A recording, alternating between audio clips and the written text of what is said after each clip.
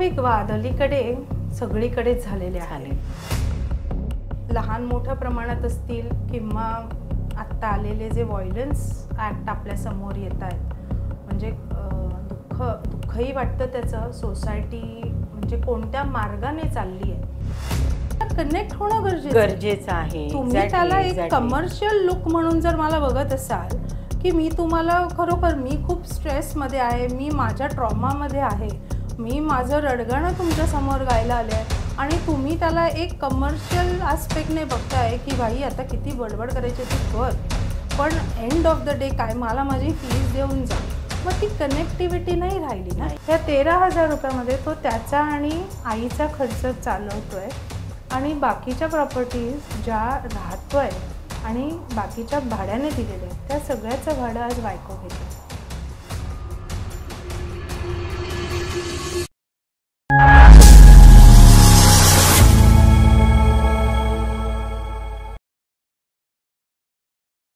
नमस्कार, मी Vaishnavi Kadam. Business talk Marathi या खास मराठी पॉडकास्टमध्ये तुमच्या सगळ्यांचं पुन्हा एकदा स्वागत आहे. आज आपल्यासोबत आहेत एक प्रेरणादायी व्यक्तिमत्व, ॲडव्होकेट ज्योती कोल्हे मॅडम. 13 वर्षाहून अधिक अनुभव असलेल्या ज्योती मॅडम ह्या एक यशस्वी महिला लॉ फर्म चालवत आहेत, जिथे त्यांनी घटस्फोट, कौटुंबिक वाद, NRI केसेस आणि महिला सक्षमीकरण यामध्ये मोठे योगदान दिले आहे. आज आपण त्यांच्या प्रवासाबद्दल, कायद्याच्या क्षेत्रातील त्यांच्या दृष्टिकोनाबद्दल आणि समाजातील योगदानाबद्दल ऐकणार आहोत. हा एपिसोड तुमचे डोळे उघडणारा आणि एक प्रेरणादायी अनुभव ठरणार आहे. तर पाहत राहा बिझनेस टॉक मराठी. चला मग सुरुवात करूया. मॅम नमस्कार. नमस्कार. बिझनेस टॉक मराठीमध्ये तुमचे स्वागत आहे. नमस्कार. आज तुम्ही गेस्ट म्हणून लाभलाय, खरं तर आमचं हे भाग्य आहे. तुमच्याकडून आज खूप काही ऐकायला मिळणारी अपेक्षा आहे. Thank you so much. इथे बोलवल्याबद्दल, आमंत्रण दिल्याबद्दल तुमचे आभार. थँक्यू. मॅम तुमच्याबद्दल माहिती सांगा. मी लॉ ग्रॅज्युएट गव्हर्नमेंट लॉ कॉलेजमधून केलं आहे. त्याच्या व्यतिरिक्त मी एक ॲथलीट आहे. सिंगिंग थोडंफार चालू आहे आणि कीबोर्ड आणि गिटार ह्याची आवड आहे. सो थोड्या सगळ्या ॲक्टिव्हिटीज चालू असतात मधून. बरं. कायद्याच्या प्रवासाची सुरुवात कशी केलीत? ग्रॅज्युएशन नंतर मला लॉ करावं असं मनापासूनच वाटत होतं, पण somehow earning was actually important आणि त्याच्यामुळे ॲडमिशन घेऊनही मी पूर्ण करू नाही शकले. पण नंतर मी मीडिया लाईनमध्ये गेल्यानंतर एक सर्टन एज नंतर आपण काय करायचं हा मोठा प्रश्नच होता. की लग्न झालं, मुलगी झाली, मग मीडियामध्ये असल्यामुळे आम्हाला ऑफिस आवर्स असे कन्फर्म नव्हते. म्हणजे सकाळी जायची वेळ असायची, यायची वेळ नाही. सो मुलीकडच्या रिस्पॉन्सिबिलिटीज, मुलीसाठी वेळ नव्हता. म्हणजे तुम्हाला सांगते वैष्णवी, पगार येऊन राहायचा बँकमध्ये, पण ATM मध्ये जाऊन विड्रॉ करायला वेळ नसायचा. सो आमचं असं उलटं व्हायचं की शूटिंगच्या फ्लोमध्ये खूप इतकं बिझी स्केड्यूल व्हायचं की स्वतःच्या घरामध्ये काही नसायचं. सो मग असं म्हटलं की नाही, जे लॉ आपण सोडलं होतं तिथे पुन्हा एकदा काहीतरी करण्याची गरज आहे. ॲटलिस्ट आपण डिग्री तरी पूर्ण करू, म्हणजे त्याच्यानंतर आपण त्याच्यावर फोकस करू म्हणून. आणि त्यासाठीच लॉ पुन्हा एकदा जॉईन केलं. गव्हर्नमेंट लॉ कॉलेजमधून कंप्लीट केलं आणि इव्हेंच्युअली असं झालं की बोलता बोलता LLM ही कंप्लीट होऊन गेलं. ग्रेट. लॉ फर्म चालवत आहात तुम्ही आता, तर त्यामागची प्रेरणा काय आहे? लॉ फर्म चालवण्यासाठी स्ट्रगलही तेवढंच होतं वैष्णवी. स्टार्टिंगच्या वेळामध्ये इंटर्नशिप, ज्युनियरशिप हा खरा तर सर्वात खडतर प्रवास असतो. मी सगळ्याच लॉ स्टुडंटना हे सांगेन की त्या वेळामध्ये तुम्ही पेशन्स ठेवणं हे इतकं महत्त्वाचं असतं. त्याच्याशिवाय तुम्ही त्या फ्युचरमध्ये येऊच शकत नाही. आणि दुसरं एक असं आहे की इनिशियल लेवलला सगळ्याच बाजूने, म्हणजे आत्ताची जी पिढी आहे की आपल्याला त्याच्यातून किती पैसा येतोय, किती इन्कम जनरेट होतंय, ह्या विषयावर फोकस ओरिएंटेड न राहता त्यांनी कामासाठी किंवा लॉ शिकण्यासाठी जास्त एफर्ट्स घालणं गरजेचं आहे. आणि त्याच्यामधूनच काहीतरी चांगलं निष्पन्न होईल पुढे. बरोबर. डिवोर्स लॉयर निवडताना कोणती काळजी घ्यायला हवी? जेंडर बायर त्याच्यासाठी महत्त्वाचे ठरतात का? हा खूप चांगला प्रश्न आहे वैष्णवी. अलीकडेच एकदा मी इंस्टाग्रामवर माझ्या एका लर्नेड फ्रेंडचेच व्हिडिओ चालताना असं एक रील बघण्यात आलं. म्हणजे मी आता इथे नाव डिस्क्लोज नाही करत, पण तिथे त्यांनी असं अगदी फर्मली सांगितलं की हजबंड असेल तर त्यांनी एक लेडी ॲडव्होकेटच अपॉइंट करणं गरजेचं आहे. कारण की ती लेडी ॲडव्होकेट त्या हजबंडला चांगल्या प्रकारे कोर्टात रिप्रेझेंट करू शकते. बरोबर. आणि ते रील बघितल्यानंतर म्हणजे आय वॉज सो फ्युरियस की असं काहीच नाही आहे. म्हणजे का असं वाटतं तुम्हाला की एक लेडीज तिकडे जास्त चांगल्या पद्धतीने रिप्रेझेंट करू शकेल? का मेल नाही करू शकणार? Male advocates also equally important. आणि ते हजबंडला रिप्रेझेंट नाही करणार असं काहीच नाही आहे. किंवा कोर्टानेही असे काही तुम्हाला क्रायटेरियाज नाही दिलेले आहेत की वाईफ असेल तर तिचा लॉयर कोण असला पाहिजे. मग म्हणजे अलीकडे आपण बघतो male female we are equally standing, right? मग आणि म्हणजे खरं तर वाईटही वाटतं असं बोलायला की एखाद्या लेडी ॲडव्होकेटनेच हे स्टेटमेंट केलं होतं की हजबंड असेल तर त्याला रिप्रेझेंट करणारी तुम्ही लेडी ॲडव्होकेटच घेऊन जा. म्हणजे हे खरं तर खूपच लज्जास्पदच म्हणेन मी. आपण एक लेडी असून आपण असं कसं म्हणू शकतो? बरोबर. जी कामं आपण एवढ्या चांगल्या पद्धतीने करू शकतो, सेम म्हणजे कायद्याचं नॉलेज असणं इज इम्पॉर्टंट, गरजेचं आहे. इथे जेंडर बायस असून काहीच उपयोग नाही. जर तुम्हाला एखादा चांगला दिसणारा पुरुष तुम्ही लॉयर म्हणून उभा केलात किंवा चांगली दिसणारी स्त्री म्हणून तुम्ही लॉयर म्हणून उभी केली आणि तिला कायद्याचं ज्ञान जर शून्य असलं, ती तुम्हाला रिप्रेझेंटच नाही करू शकली, तर तुम्हाला त्याचं बाहेरचं जे चित्र दिसतंय त्याच्यावर कोर्ट काही डिसिजन देणार नाही. सो हे स्टेटमेंटच चुकीचं आहे. आणि जेव्हा तुम्ही सोशल मीडियावर ह्या प्रकारच्या स्टेटमेंट दिल्या जातात त्यावेळेला एक वकील म्हणून तुम्हाला खूप कॉन्शियस राहणं गरजेचं आहे. जे तुम्ही बोलताय कोणाच्या तरी आयुष्यावर त्याचा इम्पॅक्ट होतोय. हो, आणि कितीतरी लोक ते ऐकत असतात, कधी कधी ते फॉलोही करतात. म्हणजे तुम्ही वकील आहात म्हणून तुम्हाला ऐकलं जातंय की माझी केस कोर्टात चालू आहे आणि कोणत्या तरी वकिलाने असं सांगितलंय सो मी ते फॉलो करेन. कुठेतरी आपण एक छाप सोडून जातोय समाजामध्ये. सो त्यावेळेला आपल्याला खूप कॉन्शियस राहण्याची गरज आहे इथे. सो ही स्टेटमेंटच चुकीची आहे कम्प्लिटली. आणि जो वकील तुम्हाला समजून घेईल, इथे जेंडर बायसचा काही चॅलेंजेस नाही, काहीच कनेक्शन नाहीये. जर मी सांगितलेलं, मी ज्या फेज मधून जाते ही फेज तुम्हाला कनेक्ट होणं गरजेचं आहे. तुम्ही त्याला एक कमर्शियल लुक म्हणून जर मला बघत असाल की मी तुम्हाला खरोखर मी खूप स्ट्रेसमध्ये आहे, मी माझ्या ट्रॉमामध्ये आहे, मी माझं रडगाणं तुमच्या समोर गायला आले आहे आणि तुम्ही त्याला एक कमर्शियल आस्पेक्टने बघताय की बाई आता किती बडबड करायची ती कर, पण एंड ऑफ द डे काय मला माझी फीस देऊन जा. मग ती कनेक्टिव्हिटी नाही राहिली ना तुमची. मग ते कमर्शियलायझेशन झालं, राईट? मग तुम्ही त्याला ते कनेक्शन होणं गरजेचं आहे. जो वकील तुम्हाला समजून घेऊ शकेल आणि जो चांगल्या पद्धतीने तुम्हाला कोर्टासमोर रिप्रेझेंट करेल त्याची तुम्ही निवड करण्याची गरज आहे. बरोबर. कौटुंबिक वाद किंवा घटस्फोट हे सगळे प्रकार तुम्ही नेहमीच पाहत असता, तर हे सगळं करताना काय आव्हाने येतात तुम्हाला साधारण? कौटुंबिक वाद अलीकडे सगळीकडे झालेले आहेत. लहान मोठ्या प्रमाणात असतील किंवा आत्ता आलेले जे व्हायलन्स ॲक्ट आपल्या समोर येत आहेत, म्हणजे दुःखही वाटतं त्याचं. सोसायटी म्हणजे कोणत्या मार्गाने चालली आहे हे आपण बघतातच आहोत. पण हे कसं कंट्रोल करायचं हा एक मोठं आव्हानच आहे. येणाऱ्या पिढीला हे कंट्रोल करणं गरजेचं आहे आणि हे समजून घेण्यासाठी कोणीच तयार नाही आहे. सो किती डिफिकल्ट आहे. आणि आत्ता तरी ज्या फेजमध्ये आहोत ह्याच्याही पलीकडे भयानक अशी उदाहरणं समोर येत जात आहेत. म्हणजे आत्ता जर तुम्ही सिरीज बघितल्या ज्या काही व्हायलन्स येत आहेत, एक इन्सिडेंट तुम्हाला सगळ्यांनाच माहिती असतील त्या, म्हणजे आता मी इथे नाव घेत नाही आहे, पण बॅक टू बॅक आहे. नवऱ्याने बायकोचा खून केला किंवा बायकोने नवऱ्याचा खून केला, पण त्या कोणत्या विकोपाला जात आहेत?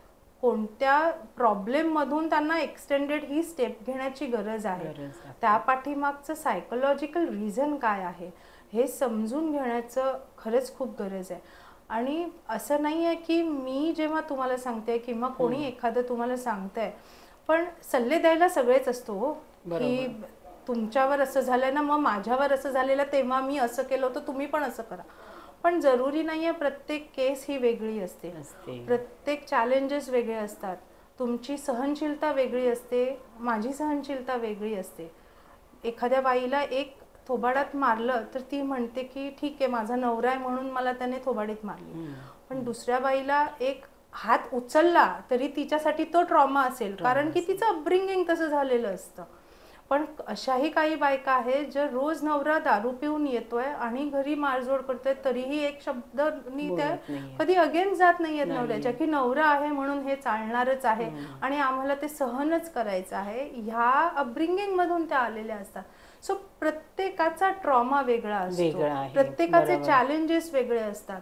कधी कधी तर एक्स्ट्रा मॅरिटल अफेअर आहे पण बायको म्हणजे काय करायचंय, अर्निंग सोर्सच नाहीये. सो जर मी नवऱ्याला सोडलं तर मी कुठे जाणार, मग माझं कसं होणार, ह्या विचाराने ती त्याच्याशी जुळवत राहते आणि सगळं काही चालत राहते. म्हणजे बाहेरून आपल्याला दिसायला जरी सगळं चांगलं असलं तरी आतमध्ये ते किती कुरतडत जातोय, तो म्हणजे ते घरच पूर्णपणे किती कुरतडलेलं हे नाही आपल्याला माहिती.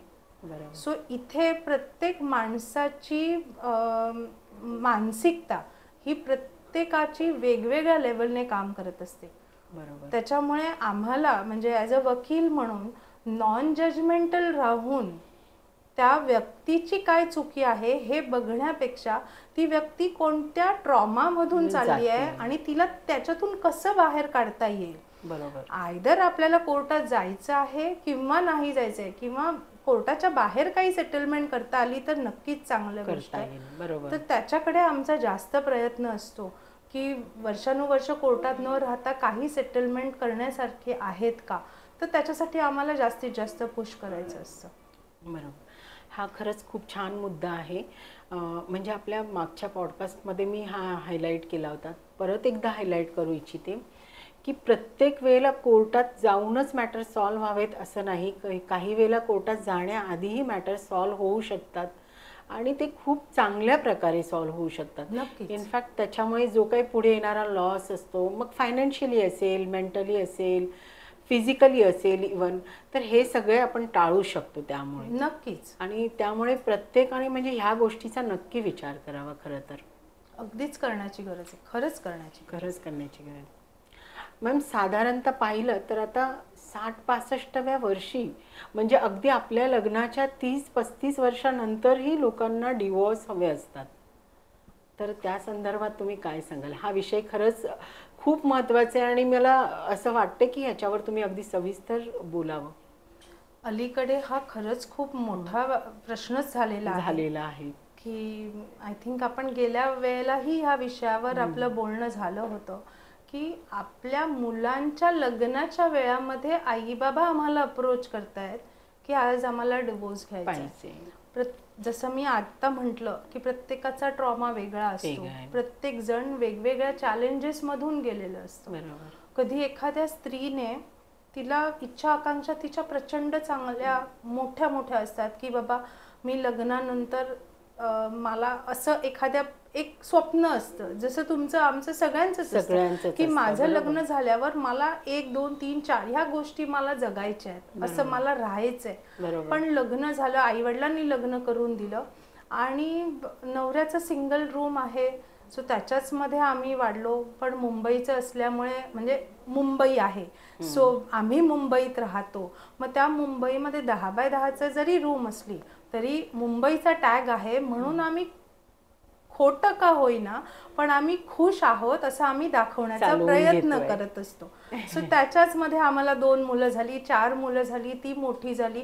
आम्ही 10x10च्याच खोलीमध्ये राहतोय कारण की मुंबई सारख्या ठिकाणी घर घेणं हे एक्स्ट्रीम डिफिकल्ट आहे. जेव्हा नवरा एकटाच कमवता आहे आणि लहान मुलांची शिक्षण, बाकीचे जॉईंट फॅमिली, ह्या सगळ्याचा जर आपण ओव्हरऑल विचार केला तर कमवणारा नवरा एक आणि त्या बाईने तिच्या इच्छाकांक्षा पूर्णपणे मारून टाकलेल्या असतात. मग 60-65व्या वर्षी तिला असं वाटायला लागतं की मी माझं आयुष्य कधी जगणार आहे, किंवा आता सगळे चॅलेंजेस झाले, आता मुलांची लग्न होऊन जातील, पण मला तर माझं जगायचं राहूनच गेलं ना. मग अशा वेळेला तिला एखादा जीवनसाथी असा मिळतो की जो तिला चांगली स्वप्न देऊ शकतो. आणि वैष्णवी, त्याच्यामध्ये गैर असं काय आहे? म्हणजे एक स्त्री म्हणून जेव्हा आपण, ठीक आहे, म्हणजे जर तुम्ही पटकरून ह्या विषयाकडे विचार केलात ना, तर तुम्हाला असं वाटेल की मी काहीतरी चुकीचं सांगण्याचा प्रयत्न करते का, पण असं नाही आहे. पुरुष असू दे किंवा स्त्री असू दे, जगण्याचा हक्क हा सगळ्यांना आहे, बरोबर. आणि जसे आत्ताचे तुम्ही इन्सिडेंट बघतायत की मरण कधी येईल आपल्याला खरंच काही माहिती नाही. मग तुम्ही रोज भांडणं करत राहणार, त्याच्यापेक्षा तुम्ही 2 दिवस जरी तुम्हाला जगायला मिळाले तर ते तुमच्या मनासारखे जगा ना, की नंतर कधी मृत्यू येईल आणि तुम्ही कधी जाणार आहात, तर त्याच्यापेक्षा ते रिग्रेट राहण्यापेक्षा का नाही आपण आपल्याला जे पाहिजे तसं करून जगावं. बरोबर. आणि माझ्या आत्ताच्याच ह्याच्यामध्ये मी एक म्हटलं होतं की डिवोर्स हा म्हणजे अपसेट करण्यासाठी नाही आहे, तर तुम्ही त्याला एक नवीन वळण जर बघितलं तर तुम्हाला त्याच्यातूनही मार्ग काढता येण्यासारखे आहेत ना. ठीक आहे, म्हणजे आपल्याला जसं आपण परीक्षा झाली, आपण फेल झालो, बिझनेस एखादा चालू केला, आपल्याला नाही जमला म्हणून आपण बंद करतो, बरोबर.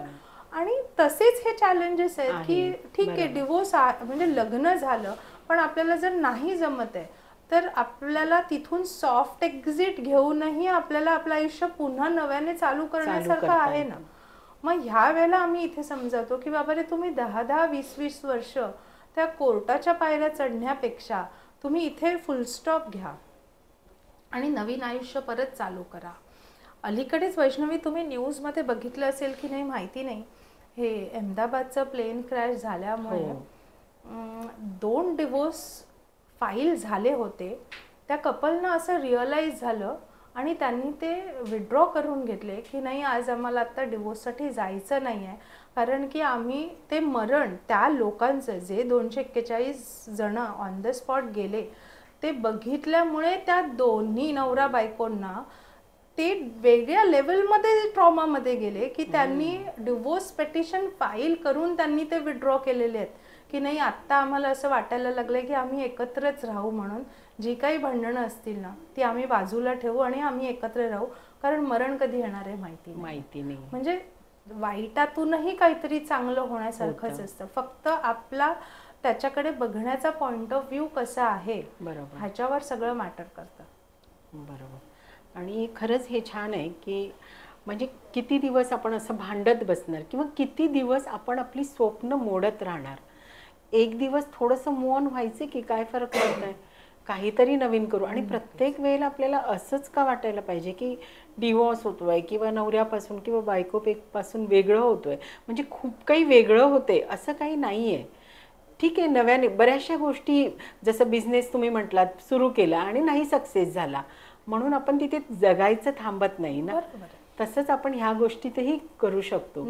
आणि हे खरंच तुम्ही खूप छान समजावलं ही गोष्ट. डिवोर्समध्ये मेंटेनन्स कसा निश्चित केला जातो मॅम?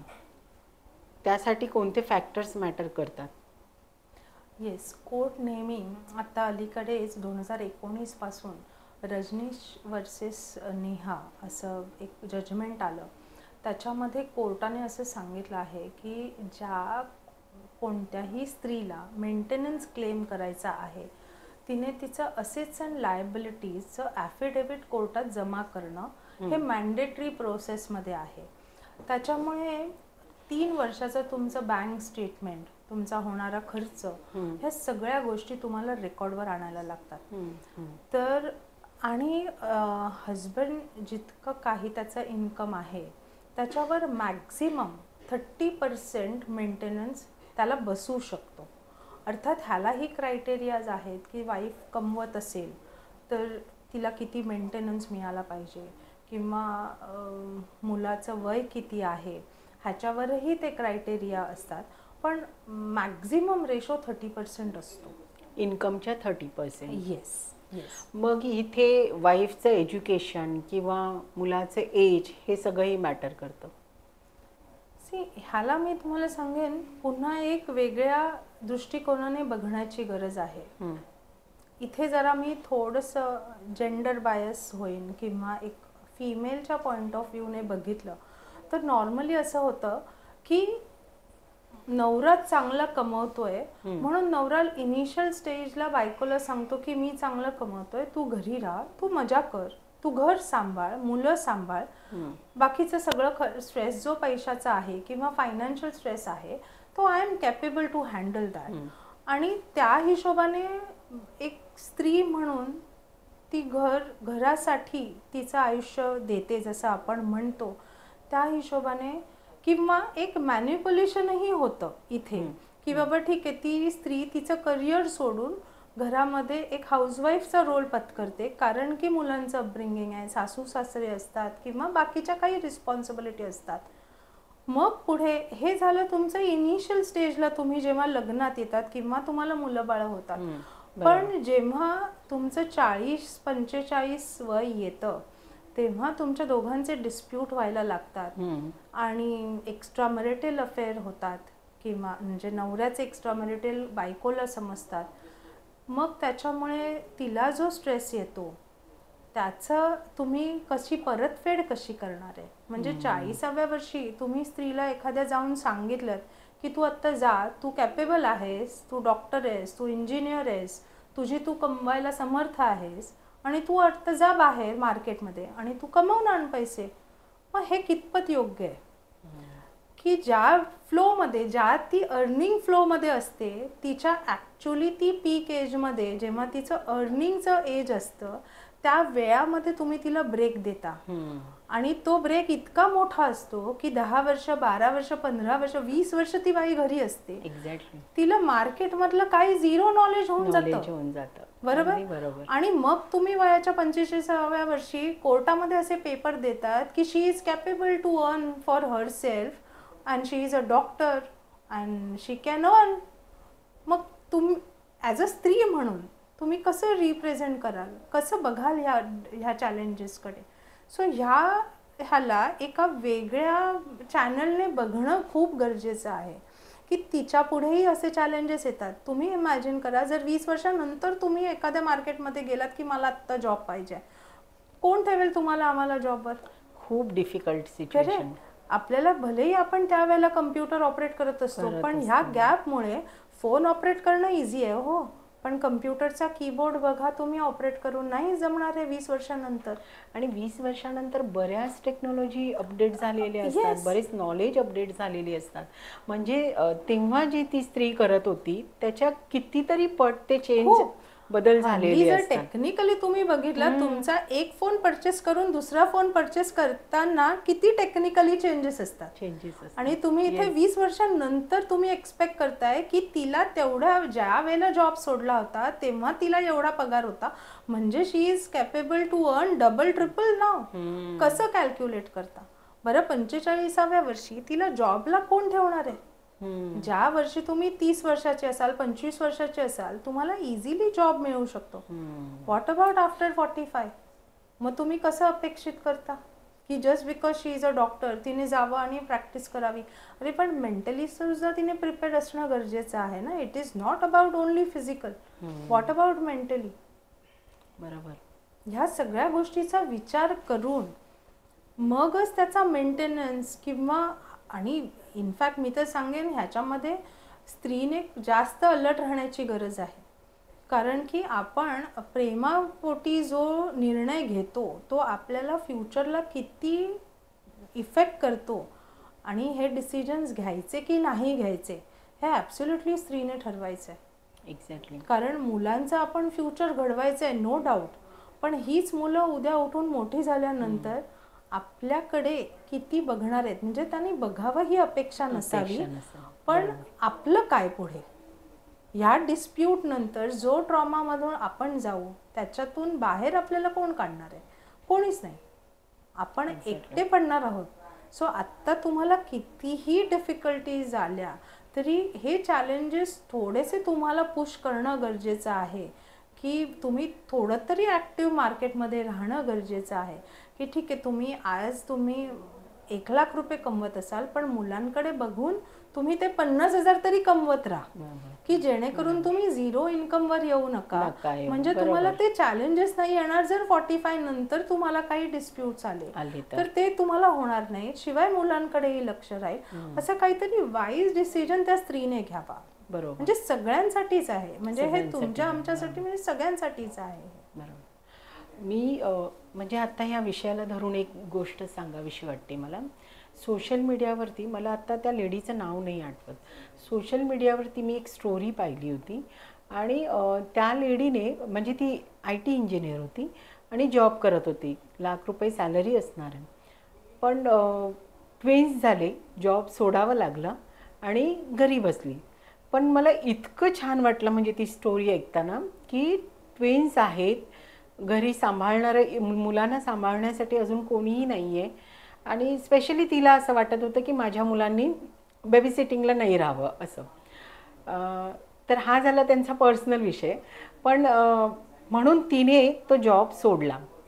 पण त्या मुलीने जॉब जरी सोडला असेल ना, तरी ती मुलगी घरी बसून work from home, online working करत होती. तिने बरेच असे मार्ग शोधले होते की ती जे ऑनलाईन काम करून चांगले 60-70 हजार रुपये घरी बसून ती मुलगी कमवत होती. मला या स्टोरीचं इतकं छान वाटलं ना, की म्हणजे मी अगदी लिटरली 2-3 दिवस माझ्या फेसबुक, इंस्टाग्राम सगळ्या स्टोरीमध्ये ठेवत होते. कारण मला असं मनापासून वाटत होतं की प्रत्येक स्त्रीने हे पाहावं. नक्कीच. हा विषय आत्ता जेव्हा आपला डिस्कस झाला तेव्हा मला लक्षात आलं की 1,00,000 कमवत होतीस म्हणून लगेच शून्यावर येऊ नकोस. बरोबर. तू कुठेतरी त्या गोष्टीला टच करून राहा. तुझं काहीतरी स्वतःचं असावं. नक्कीच. मुलं लहान आहेत, ती मोठी होणारच आहेत. फॅमिली ही अगदी छान सर्वाइव्ह करते, काही टेन्शन घेत नाहीत कोणी कोणाचं. पण स्त्री मात्र आपलं सगळं गमावून बसते ह्या सगळ्यात. तर ते होता कामा नये, हे मात्र मला आत्ता तुमच्या बोलण्यावरून अगदी ठाम झालं. आणि मला ती स्टोरी आज खास सांगावीशी वाटली ह्या प्लॅटफॉर्मवर तुमच्यासोबत. करेक्ट. डिवोर्स जर घ्यायचं असेल तर कुठल्या बेसिसवरती डिवोर्सचं डिसिजन होतं? काय पॅरामीटर्स असतात त्याच्यासाठी? म्हणजे मुलांना कस्टडी कोणाला मिळते किंवा अजून प्रॉपर्टीचं डिस्ट्रीब्युशन कसं होतं, हे सगळं. जे डिवोर्स घ्यायचा झाला ना, मी तर सांगेन तुम्हाला, डिवोर्स कायद्याच्या ग्राउंडवर तुम्ही बघितलात तर क्रुएल्टी आहे. म्हणजे एखाद्या स्पाऊसने दुसऱ्या स्पाऊसवर क्रुएल्टी केली म्हणून डिवोर्स घेतला जातो. तर ही क्रुएल्टी फायनान्शियल असू शकते, इमोशनल असू शकते किंवा फिजिकल असू शकते. तर ह्या सगळ्या गोष्टी एका बाजूला आणि तुमच्या स्पाऊसशी पटत नाही आहे म्हणून मला डिवोर्स घ्यायचा आहे, हे साधं कारण असतं. म्हणजे ॲज अ ले पर्सन की तुम्हाला कळेल ह्या भाषेत जर सांगायचं झालं की मला आत्ता वाटते की नाही, आत्ता मी माझ्या स्पाऊसबरोबर नाही राहू शकणार, तेव्हा तुम्ही डिवोर्सचं डिसिजन घेता. समोरची व्यक्ती मला हा डिवोर्स द्यायचा नाही आहे म्हणून तो विषय खेचला जातो. सो हा विषय आपण खेचू शकतो का किंवा खेचणं योग्य आहे का, ह्याचा आपण इनिशियल लेवललाच विचार करण्याची गरज आहे. कारण कसं असतं, नवरा असू दे किंवा बायको, आपण एकमेकांसाठी पेट नाही आहोत. आपण पट्टा बांधलाय आणि आपल्या घरामध्ये बांधून ठेवलंय असं कोणाच्याच बाबतीत होत नाही. मग ती बायको असू दे किंवा नवरा असू दे. सो हे दुसऱ्याने समजायची जास्त गरज असते. आणि हे डिसिजन जे आहेत हे कुठेतरी लिबरल राहून घेणं गरजेचं असतं. की जसं तुमचं स्वातंत्र्य आहे तसं मलाही स्वातंत्र्य आहे. फक्त मी माझं स्वातंत्र्य अनुभवताना तुमच्या स्वातंत्र्यामध्ये हार्मफुल किंवा डिफिकल्ट असं काही करणार नाही, हे काळजी घेणं मला गरजेचं आहे. आणि हाच राज्यघटनेने दिलेला आपल्याला अधिकार आहे. सो तो नवरा बायकोचा असू दे किंवा शेजाऱ्यांचा असू दे, आई बाबांचा असू दे किंवा कोणाचाही असू दे, राईट. हे खूप कॉमन आहे.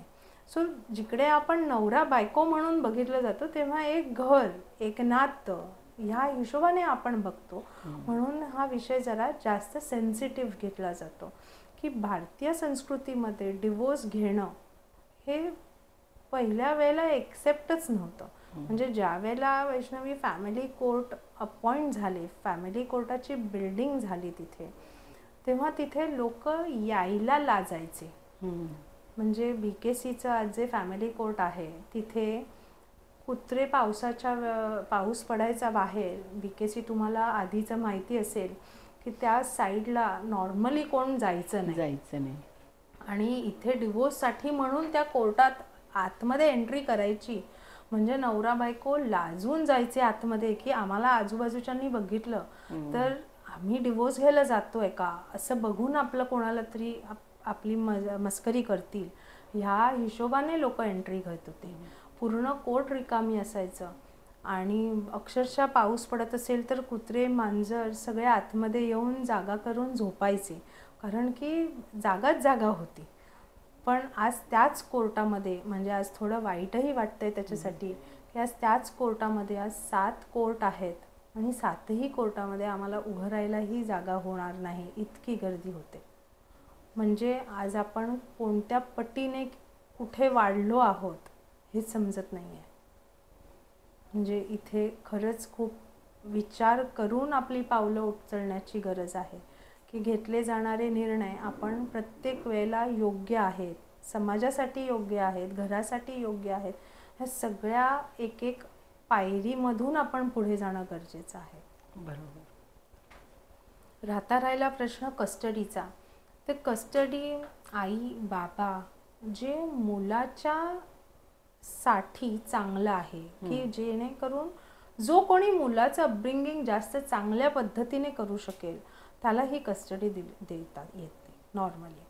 सो कोर्टही ह्याचा विचार करतं की आई आहे म्हणून बाळ उचललं आणि आईकडे दिलं तर असं नाही होत. म्हणजे असं काही, किंवा आपल्या हिंदू कायद्याने वडिलांना कस्टडी मिळायला पाहिजे तर असंही काही नाही आहे.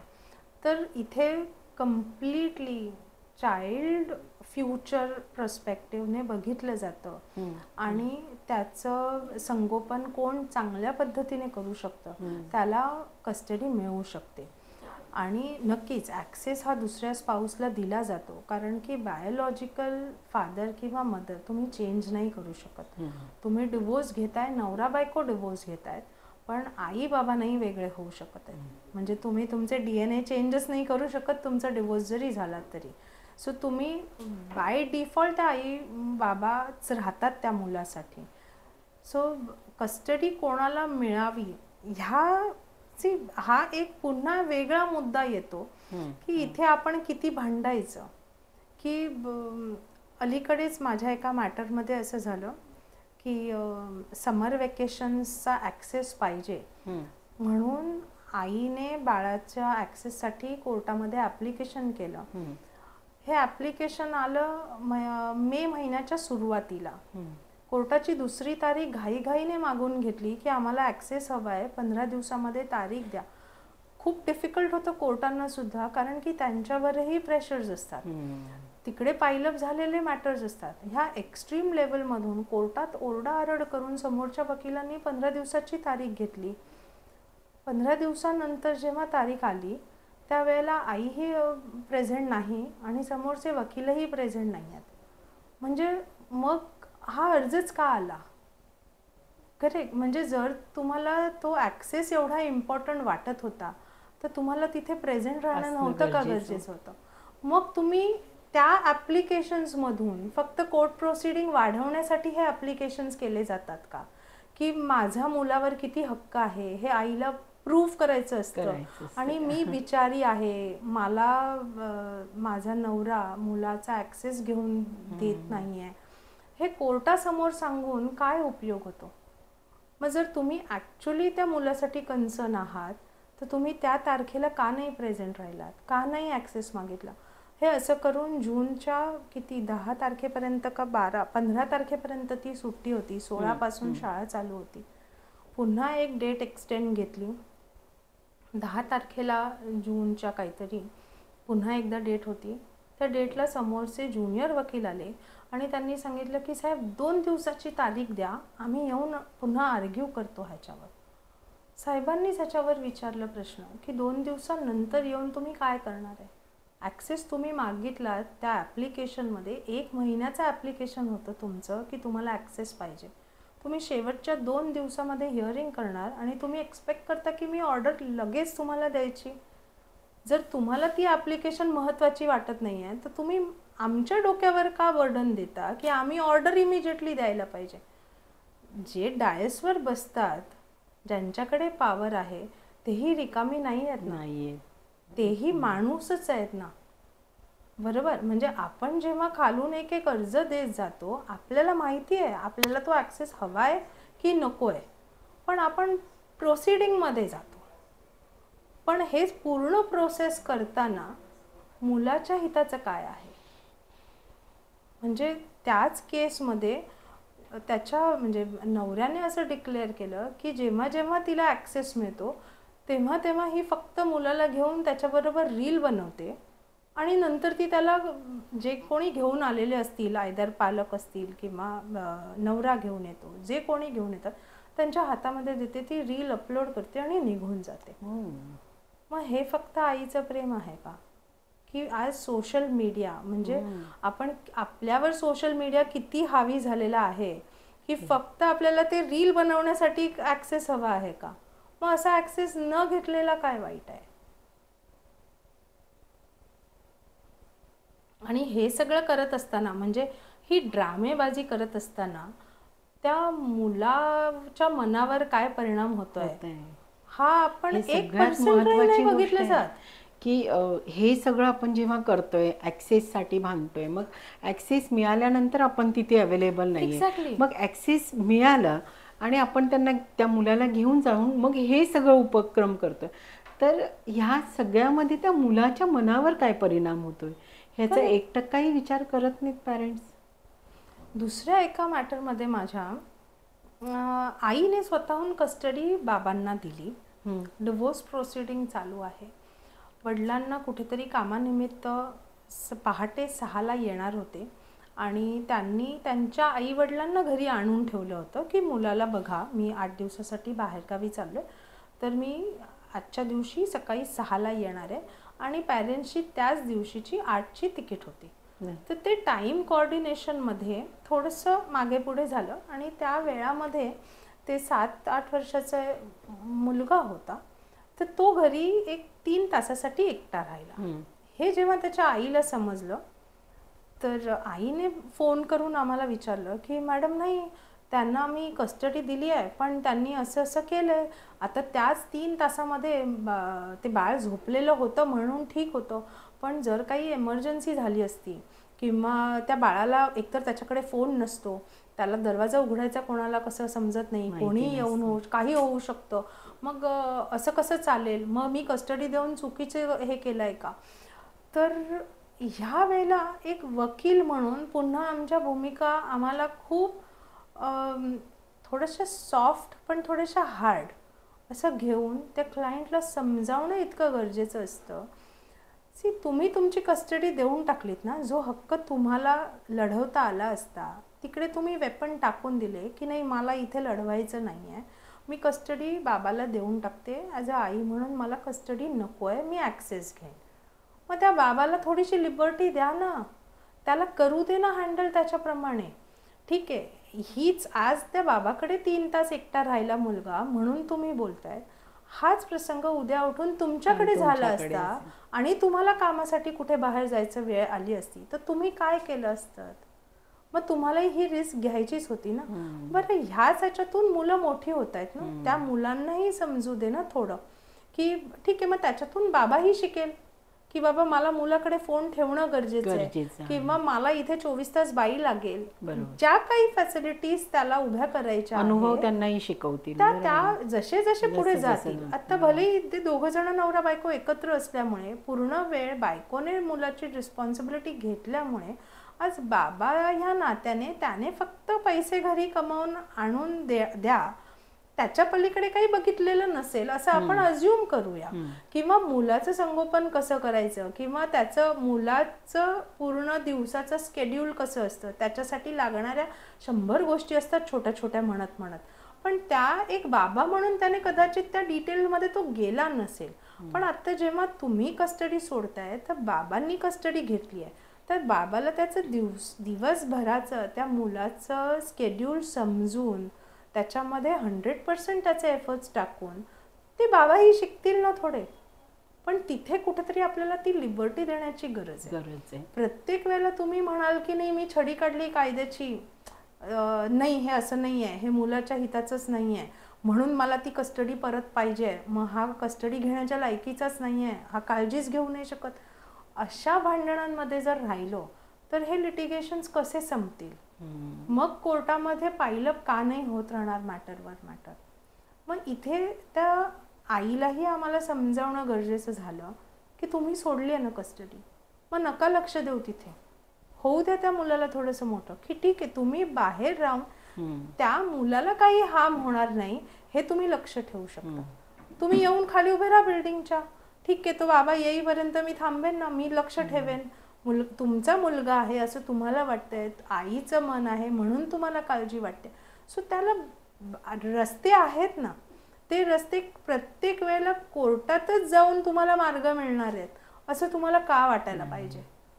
आपण ॲज अ थोडंसं लॉजिक वापरलं, ह्युमॅनिटीचे ग्राउंड ठेवले तर ह्याच्यामध्ये कोर्टात जायच्या आधीच तुम्हाला सगळे रस्ते मिळतात. फक्त एवढंच आहे की आपल्याला ते थोडेसे ॲडजस्ट करून ते समजावून घेता आले पाहिजे, सुरळीत चालवता आले पाहिजे. बरोबर. ते कोणाला करायचं नाही आहे. आज कायद्याच्या दृष्टीने मला काय मिळतंय हेच मी दुसऱ्याला समजावण्याचा आणि सांगण्याचा, इनफॅक्ट ओरडायचाच प्रयत्न करतो की हे माझे लॉज आहेत आणि मला इथे कायद्याने सवलत दिलेली आहे तर तुम्ही ऐका आणि मला हे द्या, हे हक्क माझे, ह्याच्यासाठीच आपण भांडण करतो. पण जर ह्युमॅनिटी ग्राउंडवर बघितलं तर ह्याचे काय ड्रॉबॅक्स काय आहेत किंवा आपण ह्याच्यातून काय मार्ग काढू शकतो ह्या पॉइंट ऑफ व्ह्यूने आपण कधी विचारच करत नाही. अगदी बरोबर. आणि मग आपण म्हणतो की कोर्टातून मॅटर संपत नाहीये, कोर्टातून मॅटर संपत नाहीये, पण कोर्टात मॅटर पायलप होण्यासाठी पण तुम्ही आम्हीच जबाबदार आहोत ना. कोर्टाने आपल्याला हे मॅटर पाठी लावून नाही दिले आहेत, आपण कोर्टाच्या पाठी लावून दिलेले मॅटर्स आहेत, हे आपल्याला लक्षात घेण्याची गरज आहे. कोर्टात वेळ होणारच आहे, कारण की ते एक कोर्ट आहे जिकडे 50,000 लोक थांबले आहेत. बरोबर. त्या 50,000 लोकांनी ह्युमॅनिटीच्या ग्राउंडवर जर विचार केला तर त्याच्यातले मी लिहून देते की 10,000 पण शिल्लक नाही राहणार. पण काय ते 40,000 लोकांची ती समजण्याची कपॅसिटी आहे का तेवढी, ती आपल्याला वाढवण्याची गरज आहे. इथे प्रत्येक वेळेला आपण प्रत्येक भांडणामध्ये आपण दुसऱ्याकडे बोट दाखवतो की ह्याचं चुकलं, त्याचं चुकलं, कोर्टाचं चुकलं, ह्या वकिलांचं चुकलं, ह्या सगळ्यामध्ये आपण किती बरोबर आहोत हेच आपण दुसऱ्याला दाखवतो. एकदा आपण असं म्हणूया की नाही रे बाबा इथे मी चुकले, सॉरी हा, इथे हे मी असं नाही करायला पाहिजे होतं, बघा किती प्रॉब्लेम मस्त सुरळीत सुटून जाईल. इनफॅक्ट तुम्हाला वाटणारच नाही की तो कधी प्रॉब्लेम होता म्हणून, पण तसं आपली वृत्तीच नाही आता. एक्झॅक्टली. आपण आपल्यातच दोष शोधतच नाही खरं तर, आपल्याला बाकी आपण सोडून बाकी सगळे दोषी. एक्झॅक्टली. आणि म्हणून हे प्रॉब्लेम्स वाढत डे बाय डे वाढत चालले. त्याच्यातून रिझॉल्व्ह काय कसं होणार आणि तुम्ही काय अपेक्षा करता. म्हणजे एक वकील म्हणून पण किंवा कोर्टाच्या पर्स्पेक्टिव्हने विचार केला तर तुम्ही काय विचार करू शकता की किती लवकर तुमचे मॅटर संपले पाहिजे. म्हणजे एक हल्ली तर म्युच्युअल डिवोर्स म्हणजे बऱ्याचशा कोर्टांमध्ये अगदी एक दिवसामध्येही म्युच्युअल डिवोर्स ग्रँट केलेले आहेत. पण आणि आम्हालाही असे प्रश्न जज साहेब विचारतात ना की तुम्ही मॅटर पेटिशन घेऊन यायला किती वेळ गेला, सेपरेशन पिरियड किती होता पार्टीचा. मग तेव्हा आम्ही म्हणतो की 3 वर्ष होता, 7 वर्ष होता, 2 वर्ष होता. मग आम्हाला साहेब असे प्रश्न विचारतात की जर तुम्ही मॅटर जमा करायसाठी तुम्ही सेपरेशन पिरियड एवढा वेळ थांबू शकता, तुम्ही एक्सपेक्ट का करता आमच्याकडून की तुम्ही आलेल्याच दिवशी आम्ही ऑर्डर द्यायची? 6 महिने तुम्ही प्रोसिडिंग मध्ये थांबा, आम्हालाही आमचा वेळ घेऊ द्या ना जरा. तुम्ही आलात का लगेच आज भांडण झालंय आणि उद्या फाईल केलंय? नाही केलं ना. मग तुम्हीही त्याच्यावर विचार करत होतात ना. सो आत्ता ही प्रोसेस आहे, तर प्रोसेसमधून जाऊया ना, थोडं शांततेने घेऊया. त्याच्यात कोर्टही थोडंसं रिझॉल्व्ह होईल का, तुम्ही परत एकत्र याल का, ह्या अनुषंगानेच विचार केला जातो. कारण आपण भारतीय संस्कृतीमध्ये वाढलेलो आहोत. घटस्फोट घेणं म्हणजे तिथे ऑर्डर काढली की घटस्फोट डिक्लेअर झाला, डिवोर्स ग्रँट झाला तुमचा. पण हे ग्रँट मिळवण्याच्या आधी कोर्टालाही कोर्टाचा प्रयत्न करायचा असतो की तुम्ही एकत्र येऊ शकाल का. म्हणजे त्याच्यामध्ये काउन्सिलिंग, मीडिएशन, ह्या ज्या प्रोसिडिंग आहेत ह्याच्या थ्रू एकदा तरी माणसाने जावं. सो कोर्टाला पण ते सॅटिस्फॅक्शन मिळतं की बाबा नाही आता खरंच नाही होतंय, एकत्र येऊच नाही शकत आहे, तर आता डिवोर्स झालेलाच बरा, मग मिळेल ना ऑर्डर. कोर्टानेही काही नियम बनवलेत किंवा काही गोष्टी ठरवलेत तर ते ह्या सगळ्याचा विचार करूनच केल्या असणार आहेत. कदाचित 6 महिन्याच्या वेटिंगने किंवा त्यांच्या काउन्सिलिंगने ती गोष्ट सुधरू शकते, परत एकदा एकत्र येऊ शकतात, नक्कीच असे अनुभव होऊ शकतात. यामुळेच हे सगळ्या पद्धती आल्या आहेत. नवदाम्पत्यांनी प्रॉपर्टी घेताना किंवा ॲसेट घेताना काय काळजी घेतली पाहिजे, किंवा पुढे जाऊन जर काही डिस्प्यूट झाले तर त्याचे डिसिजन्स डिवायडेशन कसं होतं? ह्या प्रश्नाला उत्तर देताना वैष्णवी मी एक एक्झाम्पल देते. माझ्याकडे अलीकडेच एक केस चालू आहे. 70 वर्षाचे गृहस्थ आहेत, आम्ही त्यांच्याचकडून फाईट करतोय. त्यांनी पूर्ण आयुष्य त्यांचं काम करून त्यांनी 5 असेट्स क्रिएट केल्या. पहिली असेट जी त्यांनी विकत घेतली ती त्यांच्या आणि त्यांच्या बायकोच्या जॉईंट नावाने घेतली. दुसरी असेट परत विकत घेतली, त्याच्यामध्ये त्यांच्या बायकोनी त्यांना असं सांगितलं की ही तुम्ही मुलीचं नाव जॉईंटने लावा. आणि ठीक आहे, म्हणजे सगळं काही व्यवस्थित चालू होतं म्हणून त्यांनी मुलीच्या नावाबरोबर स्वतःचं नाव जॉईन करून दुसरी असेट क्रिएट केली. तिसरी एक असेट घेतली, परत स्वतःच्या आणि बायकोच्या नावाने घेतली. चौथी घेतली, आता मला लोन नाही मिळत आहे तर मुलीच्या आणि बायकोच्या नावाने घेतली. 5वी असेट्स घेतली जी मुलाच्या आणि बायकोच्या नावाने घेतली. पूर्ण आयुष्यभर त्या माणसाने मेहनत केली, लोन फेडले प्रॉपर्टीचे. आज आपण मुंबईमध्ये एक घर घेऊ नाही शकत आहे. आज त्या माणसाने 5 प्रॉपर्टी उभ्या केल्या, प्लस दोन्ही मुलांना मेडिकलचं शिक्षण कंप्लीट केलं. म्हणजे तुम्ही विचार करा की त्या नवऱ्याने स्वतःला किती काम म्हणजे कसूनच म्हणलं पाहिजे ते, एवढं उभं करणं आणि प्लस तुमचं डे टू डे सर्वायवल बघणं. बायको हाऊसवाईफ आहे, फक्त घर सांभाळते, म्हणजे फक्त नाही बोलू शकत पण घर सांभाळते, तिथून इन्कम सोर्स 0 आहे. सो नवऱ्याने एकट्याने मेहनत करून एवढं सगळं उभं केलं. लॉकडाऊनमध्ये त्याच्या आईला बघायला, म्हणजे आई त्यांची कलकत्त्याला आहे, त्या 93 इयर्स ओल्ड आहेत. सो नवरा तिथे गेला की आईकडे बघायला कोण नाही आहे आणि बायकोने सांगितलं आता तुम्ही मुंबईला यायचं नाही, मी डिवोर्स फाईल करणार आणि जर तुम्ही आत्ता घरी आलात तर मी तुमच्या अगेन्स्ट डोमेस्टिक व्हायलन्सही फाईल करणार. म्हणजे ही वॉज सो शॉक. आणि ॲक्च्युली तिने डिवोर्स पिटिशन फाईल केली. तिने 125च्या अंडर मेंटेनन्स क्लेम केला आणि पूर्ण सोसायटी शॉक की काय, म्हणजे आत्तापर्यंत सगळं व्यवस्थित दिसत होतं. जसं मी म्हटलं की आतमध्ये काय चाललंय हे आपल्याला नाही माहिती. मी नाही नवऱ्याची बाजू घेत आहे, म्हणजे जरी ते माझे क्लायंट असले तरी मी बोलतच नाही आहे की कोण बरोबर आहे आणि कोण चुकीचे आहे. आपल्याला जजमेंट देण्याचा काहीच हक्क नाही आहे, कारण की ज्या परिस्थितीमधून लोक जात आहेत ती परिस्थिती आम्ही नाही गेलोय. सो त्या परिस्थितीमधून जाताना त्यांनी जे काही केलेलं असेल ते चूक आहे की बरोबर आहे हे आपण बाजूला ठेवूया. पण जर आपण असं म्हटलं की ज्या असेट्स त्यांनी क्रिएट केल्या आज एवढं सगळं देऊन आज त्या माणसाला त्याचं पेन्शन अमाऊंट येते आहे 13,000 रुपये. ह्या 13,000 रुपयामध्ये तो त्याचा आणि आईचा खर्च चालवतोय आणि बाकीच्या प्रॉपर्टीज ज्या राहतोय आणि बाकीच्या भाड्याने दिलेल्या आहेत त्या सगळ्याचं भाडं आज बायको घेते आणि वरून बायको मेंटेनन्स मागते. जर आता ह्या गोष्टी कोर्टापुढे आल्या तर कोर्ट जर आपण बघितलं की डोमेस्टिक व्हायलन्सची भीती दाखवली जाते, 125ने मेंटेनन्स मागितला जातोय आणि वरून तुम्ही डिवोर्स मागताय. म्हणजे आज जर डिवोर्स मिळाला तर त्या नवऱ्याला त्याच्या बायकोला तर पोसायला मेंटेनन्स द्यायचा आहे ना. म्हणजे एवढं असेच कसे उभे केल्या? त्या बायकोने उभ्या केल्या का? बायकोचं किती कॉन्ट्रीब्युशन होतं. ठीक आहे, नो डाऊट की घर उभं केलंय, मुलांना सांभाळलंय, पण ह्यासाठी जर त्यांनी जी मेहनत घेतली आहे त्या मेहनतीचं काय? आणि त्या नवऱ्याला तर डिवोर्स नको आहे ना. तो म्हणतोय मी 70व्या वर्षी डिवोर्स घेऊन मॅडम मी कुठे जाणार आहे?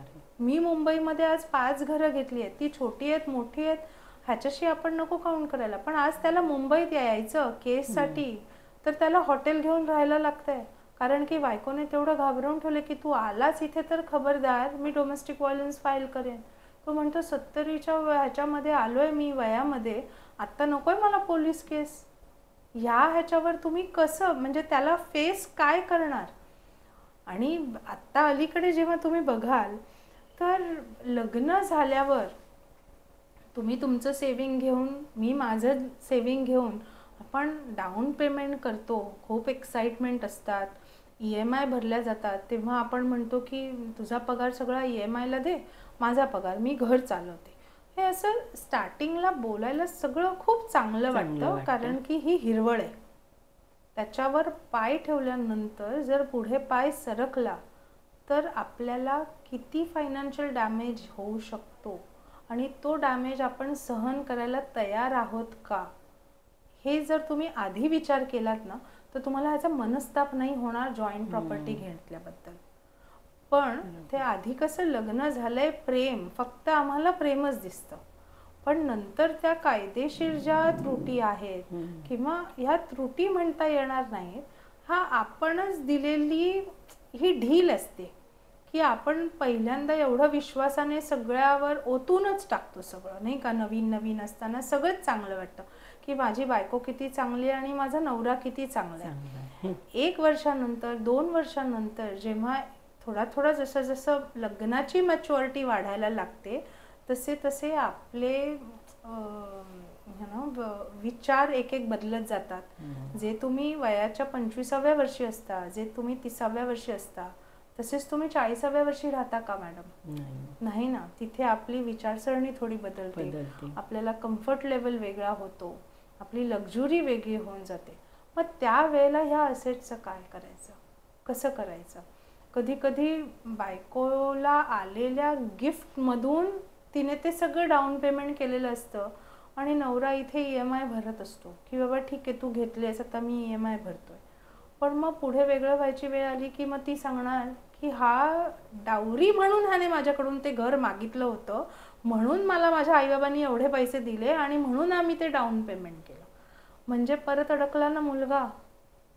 मग अशा वेळेला तुम्ही डिसाईड करा की तुम्हाला काय करायचं आहे.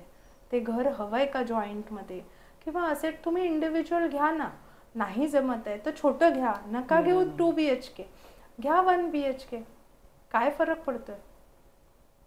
पण जेव्हा जॉईंट नावावर आपण प्रॉपर्टी घेतो ती 15 ते 20 वर्षाची कमिटमेंट असते.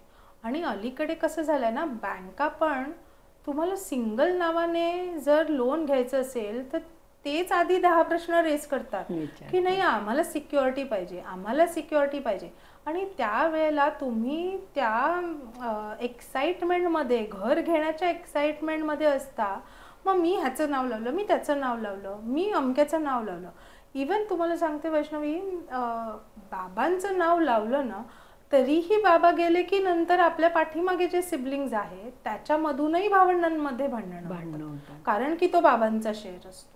मग नंतर तुम्ही काय कोर्टात प्रूव्ह करता ह्या सगळ्या नंतरच्या गोष्टी आहेत. पण त्या वादाला तिथे का आपण सुरुवातच का करावी? आपण जर घेऊ शकतो प्रॉपर्टी आपल्या इंडिव्हिज्युअल नावावर तर आपण त्याच वेळेला बँकेला फर्म सांगणं गरजेचं आहे की नाही, मला ही प्रॉपर्टी घ्यायची आहे आणि ही सिंगल नावावरच राहणार आहे. बरोबर. नाही मला जॉईन करायचंय नाव, ना मला माझ्या मुलीचं नाव लावायचंय, ना मुलाचं नाव लावायचंय. मी काम करते, मी EMI भरणार आहे आणि मीच सगळं टेक केअर मीच करणार आहे प्रॉपर्टीचं.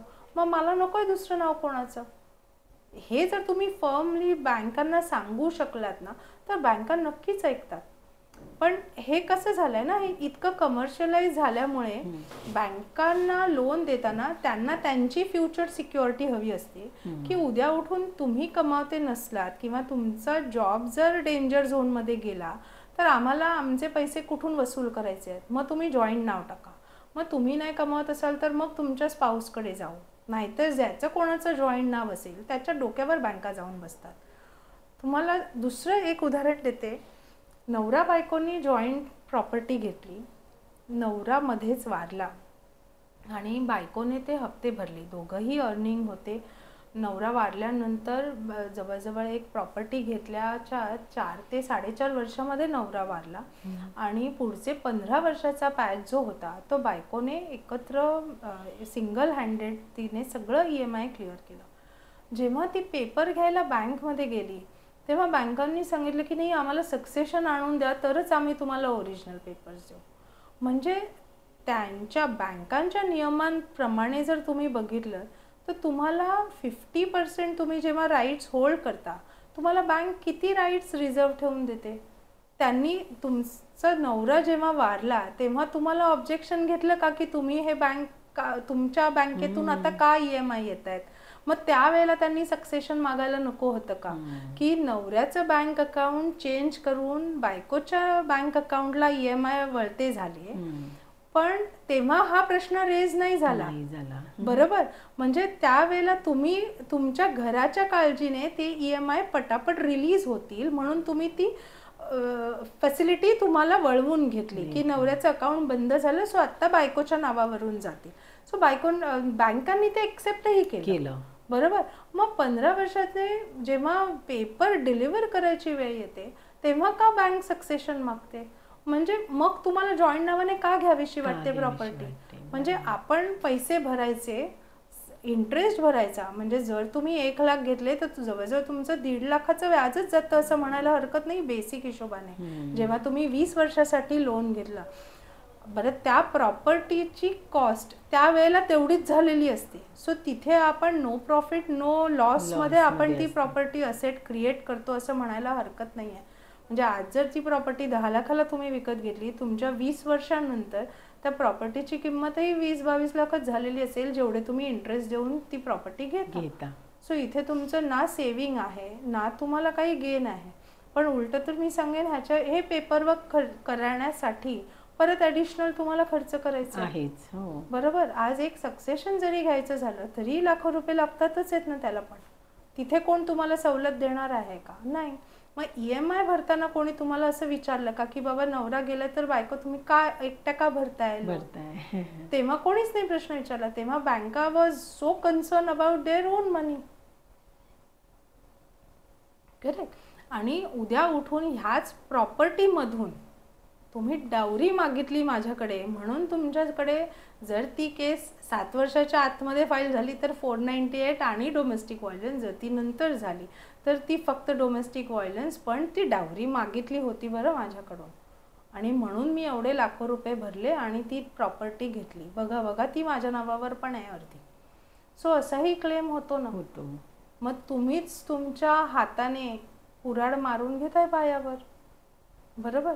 अगदीच पैशाची काही गरज असेल किंवा खरंच कुठेतरी चॅलेंजिंग सिच्युएशन्स असू शकतात, पण त्या वेळामध्ये तुम्ही फ्युचरचा विचार आत्ता करण्याची गरज आहे की बाबा उद्या उठून आपल्या दोघांचं नाही पटलं तर ही प्रॉपर्टी कशी डिस्प्यूट होऊ शकते. जर अडकली तर त्याचं पोझिशन कोणाकडे राहणार आहे किंवा दुसरा स्पाऊस त्याचे रिपे करण्यासाठी तयार असेल का.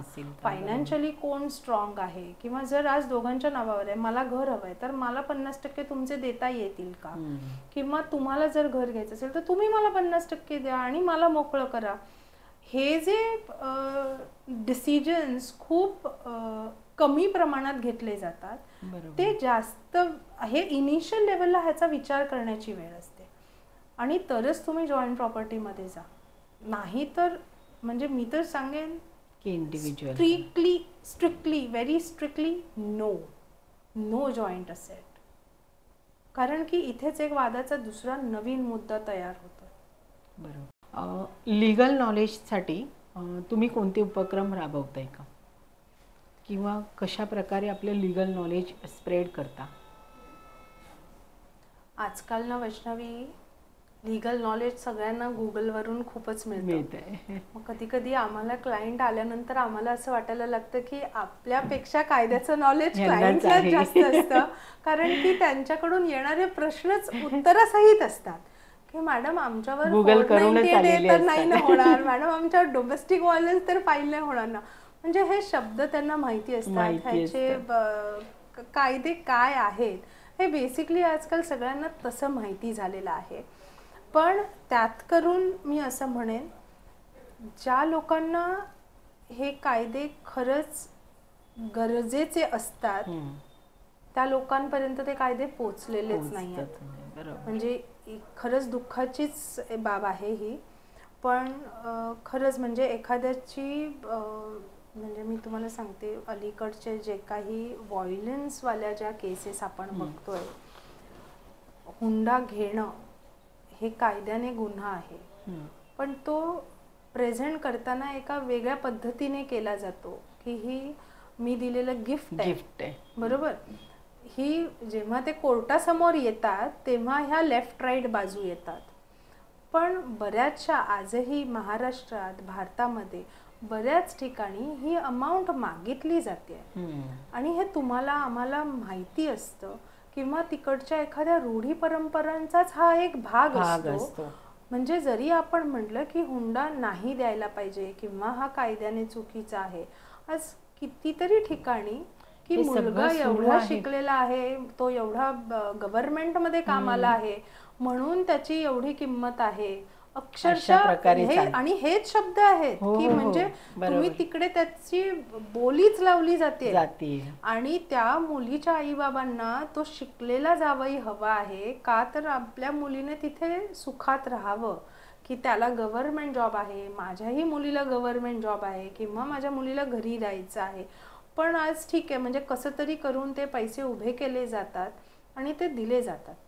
त्यावेळेला लग्न कार्यामध्ये जेव्हा असतो तेव्हा हे आम्ही स्वखुशीने देतो आणि उद्या उठून डिस्प्यूट झाले तर हा हुंडा होतो, हा आमच्याकडून जबरदस्तीने मागितली गेलेली अमाऊंट होते. सो ह्याच्यामध्ये कायद्याचं नॉलेज कुठे आलं मॅडम? ही आपली सामाजिक विचारसरणी आहे जी आपल्याला बदलणं गरजेचं आहे. कायदे नो डाऊट कायदे आहेत, पण त्याचं इम्प्लिमेंटेशन जेव्हा होतं तेव्हा ते त्या चौकटीतून होत नाही, ते आपल्या सोयीनुसार होतं आणि नंतर त्याला कायद्याच्या चौकटीत आपण फ्रेम करून ते नसतील बसत तर त्याला आपटून त्याच्यात बसवलं जातं की कोर्टाच्या समोर तुम्ही काय चूक केली आणि ती किती सेन्सिटिव्ह आहे हे दाखवण्याचा प्रयत्न केला जातो. सो चुका सगळेच जण करतात, म्हणजे असं म्हण आहे ना, चोरी सगळेजण करतात पण जो पकडला जातो तो चोर असतो. सो तुम्ही लग्न करताय, मी लग्न करतेय, पण तिकडे डिस्प्यूट झालं तर ते तुमचं नशीब, ते माझं नशीब. पण जेव्हा ते कोर्टासमोर येईल, ॲज अ डिवोर्स लॉयर मी असं म्हणेन की इथे कुठेतरी ह्या नवदाम्पत्यांनाच हे लीड प्ले करण्याची गरज आहे की ठीक आहे, आज आपलं प्रेम आहे, आज आपण लग्न करतोय, पण उद्या उठून जर आपलं डिस्प्यूट झालं, हे जर आपल्याला एक्झिट घेण्याची वेळ आली ह्या नात्यामधून, तर आपण ते किती सॉफ्ट एक्झिट घेऊ ज्याच्यामधून तुम्हाला काही स्ट्रेस होणार नाही, मला काही स्ट्रेस होणार नाही. आणि आजकालची पिढी सगळीच शिकलेली आहे ना, नॉलेज आहे, आपण सोशल मीडियाचा आधार घेतोय. म्हणजे जे लोक कमी शिकलेले आहेत आज त्यांनाही सोशल मीडियावरून बरंचसं ज्ञान मिळतंय. म्हणजे कोणाला माहीत नाहीये असं कोण नाहीये आता, कारण मोबाईल सगळ्यांच्याच हातात आहे. इंस्टाग्राम, फेसबुक, गुगल सगळ्यांनाच ॲक्सेस आहे त्याचा. सो जेव्हा जेव्हा तुम्हाला ज्या ज्या डिफिकल्टीज येत आहेत ते तुम्ही सर्च करताय, त्याची तुम्ही माहिती घेताय आणि त्याच्यानुसार तुम्ही पुढे जाताय. सो ह्याच्यामध्ये तुम्हाला कायद्याचं नॉलेज देण्यापेक्षा मी पुन्हा एकदा सांगेन की तुम्ही माणूस आहात हे विसरून चालणार नाही. आणि त्याच हिशोबाने दुसराही एक माणूसच आहे ह्याचीही जाणीव असणं गरजेचं आहे. सो कायद्याच्या समोर येण्यापेक्षा आपण माणूस म्हणून सोसायटीमध्ये किती चांगल्या पद्धतीने काय डिलिव्हर करतोय हे महत्त्वाचं आहे इथे. बरोबर. कायद्याच्या क्षेत्रात नवीन वकिलांसाठी आपण काय सल्ला द्याल? कायद्याचे क्षेत्र हे म्हणण्यापेक्षा मी असं म्हणेन की कायदा ही एक प्रोसेस आहे आणि त्या प्रोसेसला काही शॉर्टकट नाही आहे. बरोबर. सो तुम्हाला अभ्यास करणं गरजेचंच आहे, वाचन गरजेचं आहे, सामाजिक जाणीव असणं गरजेचं आहे, जनरल नॉलेज इम्पॉर्टंट आहे. ह्याच्यामधून कुठेच शॉर्टकट नाही आहे, कुठेच नाही. फक्त फोन घ्याल, इंस्टाग्राम चालत बसाल म्हणजे अलीकडे सगळेजण ॲडिक्टेडच आहेत असं म्हणायला हरकत नाही आहे की जे काही हवं असेल ते AI मधून आपल्याला सगळं मिळतं, ChatGPT मधून सगळं मिळतं आहे. सो केले जाणारे प्रोजेक्ट, असाइनमेंट, असेसमेंट सगळे त्याच्या थ्रू होत आहेत. पण इथे काही नाही आहे. सो इथे जमा करण्याची गरज आहे. फोनची मेमरी वाढवण्यापेक्षा आपल्या ब्रेनची मेमरीचं शापन करणं गरजेचं आहे. ॲक्च्युली आपल्याकडे ब्रेन आहे, त्याचं युटिलायझेशन होतच नाही आहे त्या कपॅसिटीमध्ये. सो त्याला जर शापन केलं तर आज नक्कीच चांगले वकील, 101% चांगले वकील समाजात घडू शकतील. मॅम, तुमच्याशी गप्पा करून खूप छान वाटलं, खूप माहिती मिळाली, बरेचसे विषय आज अगदी मनापासून अनुभवल्यासारखं वाटलं. खूप छान वाटलं. Thank you so much. Thank you Vaishnavi, thank you. मित्रांनो, हा होता एक खास आणि विचार प्रवृत्त करणारा असा संवाद ॲडव्होकेट ज्योती कोल्हे मॅडम सोबत. त्यांनी शेअर केलेले अनुभव, कायद्याच्या क्षेत्रातील सत्यता आणि महिलांसाठी केलेली कामगिरी निश्चितच आपल्याला प्रेरणा देणारी आहे. तुम्हाला कायद्यासंदर्भात कोणतीही माहिती हवी असेल किंवा कोणतेही मार्गदर्शन हवं असेल तर ज्योती कोल्हे मॅडमला नक्की कॉन्टॅक्ट करा. आणि हा एपिसोड जर तुम्हाला आवडला असेल तर व्हिडिओला लाईक करायला, शेअर करायला विसरू नका.